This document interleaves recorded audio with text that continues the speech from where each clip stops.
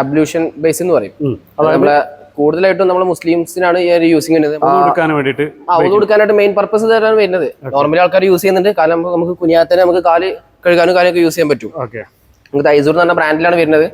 വേറെയും ബ്രാൻഡ് നമുക്ക് അവൈലബിൾ ആണ്. നമുക്ക് ഇതിന്റെ ഇപ്പൊ നമ്മളെ സ്പെഷ്യൽ ഓഫർ ഇട്ടുള്ളത് നമ്മൾ 25,000 നമ്മളിപ്പോ സ്പെഷ്യൽ ഓഫർ ഇട്ടൊരു മെറ്റീരിയൽ ആണ്.